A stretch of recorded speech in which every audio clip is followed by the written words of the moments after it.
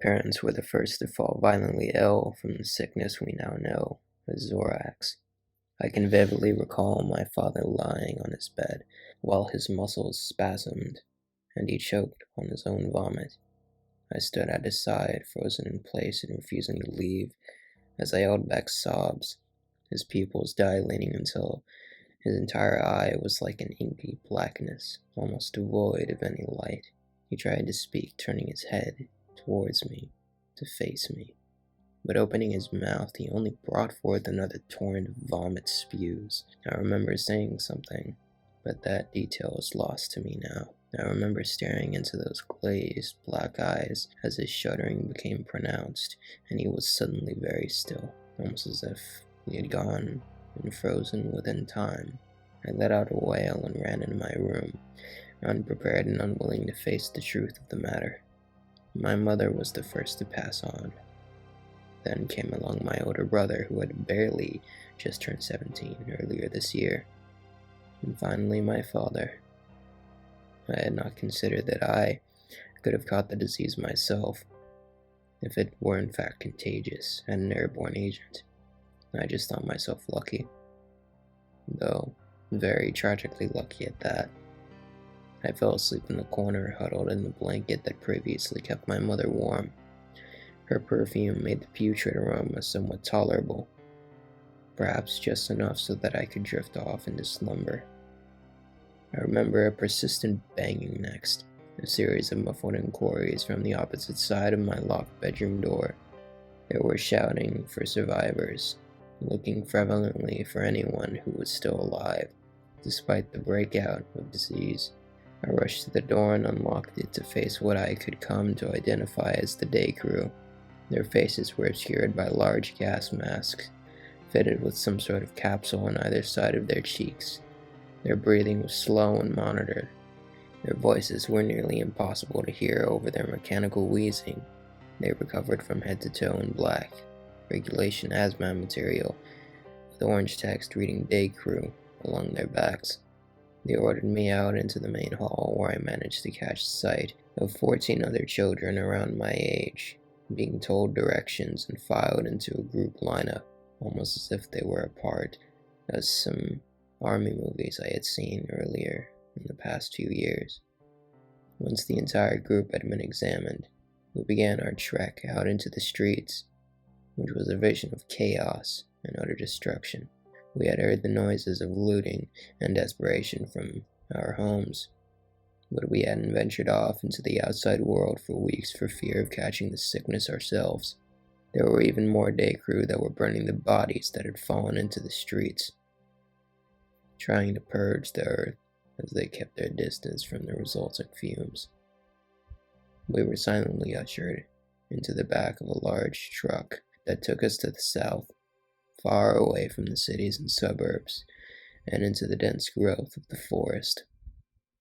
When the van came to a screeching halt, the doors swung open to reveal more day crew, who ushered us out into a forest clearing. We were interrogated about our exposure to anyone with XoRaX, and if they felt any symptoms like nausea or vertigo. Though we had all witnessed our family members falling ill and had tried in vain to treat them, we were all perfectly fine in a physical sense at least. The day crew initially told us that they were perplexed by our immunity to the sickness, as anyone who had came into contact with it was far sure to fall ill in just a few hours later. So it was a shock to see that some of us had been living this nightmare for nearly weeks on end. As they administered more tests, had asked more questions, however, we were told that the immunity was tied with a hormone cell that the disease was using to compromise the immune system. And since we were all too young to have properly developed it, the disease wasn't able to make us fall ill. We were told that the day crew wanted to study us, that we would live under the cover of the forest in quarantine. They would hope to extract a cure from our group that could be used to heal the world and rid it of XoRaX disease. They tried their best to sound positive in light of the situation at hand, but it was obvious that they were very doubtful of their efforts, and that they knew there was no guarantee for any of their tests to follow through. Still, they kept the mood optimistic and promised us we would save countless lives with our efforts. They built a secluded village in the woods, providing us each with a makeshift home carved into the tree trunks around the area. I was led to a simple tree house that had a single bed on the far end and table in the middle. We were told that the first thing in the next morning we're going to be doing is our blood taken, so we weren't allowed to eat anything until then. I was fine with it. I hadn't been hungry for days. The image of my mother, father, and brother crowded my thoughts instead. I didn't get much sleep. The forest was chirping with crickets and cicadas, and the muffled bickering of the night crew kept me awake into the early hours. We were awoken the next day, filed into a single lineup to have blood drawn. While the needles were prepared for us, we were told we would have to receive a vaccination that could prevent us from going through puberty to preserve the hormone that may lead to a cure. It was never elaborated on at the time that we would never be able to grow up or bear children, but it was unlikely to live beyond the first few hours of infection. Never mind the next few years, so our adulthood had been seen as a necessary sacrifice. This continued on for weeks. We would continue to receive the vaccinations and assured that a cure would soon arise, but times were getting desperate. I took into listening on the muffled conversations in the night crew during the night. It became easier to make out what they were saying over time as they sat beneath my bedroom window to a crackling fire. I discovered that our encampment was only one of many in the surrounding area, that they deducted that XoRaX originally came from the sea to the west. They passed around horror stories of the people that lived by the shore that were hit the worst, that they had gone completely pale, and that they began to sprout growths off from their elbows, hips, and their toes. They had to be kept constantly hydrated, or else their skin would begin to flake and peel away. Their pupils had dilated, and their entire eyes were colored black.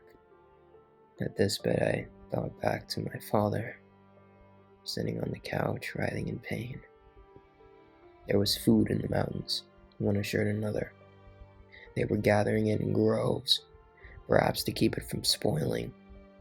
Another spoke up, revealing that they had managed to find expecting women who weren't exposed to XoRaX, and they were being kept in the mountains to birth their young away from the sickness. The topic came back to their present situation, and they began to discuss our encampment, that our results, while promising, weren't being worked on fast enough. There were accusations claimed and fingers pointed, but at last they settled on keeping their mood positive. That something would come along eventually, that we just needed some more time. Discussion drifted back to the horror stories of the West Coast, which clearly sparked a very sick interest in this group, as they talked of the corpses that had been found along the waters and drifted ashore, each with deep black eyes. I rolled over in my bed, unable to listen to any more of the stories without images of my own family, staring up towards the ceiling, praying that we would manage to find a cure soon, that I wouldn't have to hear about the people of the West anymore. It had been nearly a month of testing when something went horribly wrong. A few short hours after our latest vaccination, several kids began complaining of distorted visions.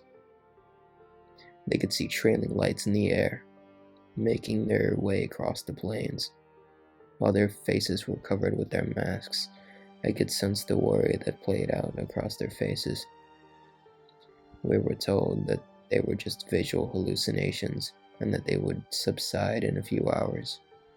When I awoke the next day, I glimpsed outside too. I could see the trailing lights drifting through the air, They forbid anyone to discuss the lights any further. It was clear everyone could see them. As we lined up to have blood drawn, one of the day crew became terribly ill and began to vomit through his gas mask. In a frenzied panic, we were ordered back into our homes, and they led the sick member away into the woods. We were told to come out and organize ourselves out into a line for decontamination. After covering everyone with a chalk-like substance, they began to scrub away at it with some foul-smelling liquid, until they were assured we were safe to deal with once more. This excessive procedure began a part of our daily regimen, and it's how we started calling them the Scrubs, rather than their official titles. We were disillusioned, and it was obvious they were as well. The visual hallucinations began to get worse. Even though we had stopped taking vaccinations long ago, some kids began to befriend imaginary creatures in the air, speaking to the trails of light. I was horrified I might start losing my sanity as well. I didn't want to eavesdrop to this discussion over the fire that night, which had gradually worsened with each passing week. With the trailing desperation in their voice, the night crew began to exchange information about other areas. The food in the mountain had been contaminated, and the rumors began to surface that all of the births had resulted in defects, with each child being well over a healthy birth weight, with their eyes far apart. They would likely succumb to the disease and perish as well. It was decided. The cure had been tested on the XoRaX-ridden patients, hadn't shown any signs of preventing the sickness at all, but rather it simply slowed the progress of the sickness so that it reclaimed lives in days rather than hours. While this was a bit of good news, they focused on how little was accomplished over such a large span of time, and how anyone with the sickness shouldn't be kept stringing along, but rather destroyed, so that they couldn't contaminate anyone else. There was a coldness in their voice. I rolled over in bed to watch the lights play across my vision, dancing across my eyes until I fell into slumber. The Scrubs were gone the next day, leaving us behind as their failed experiments. The other children seemed unaware of this, and decided to continue befriending imaginary creatures. In a depression, I sulked off to my bed, only to suffer a violent burst of spasms and shivering in the process. I drifted in and out of sleep that night, having one reoccurring nightmare after another. When I woke, I heard something pass through my doorway, something that couldn't possibly be there. Rolling over, I reluctantly looked up into the air, watching a trailing ball of light float around my house before descending toward my bed. Hello, Link. Wake up. The great Deku Tree has summoned you.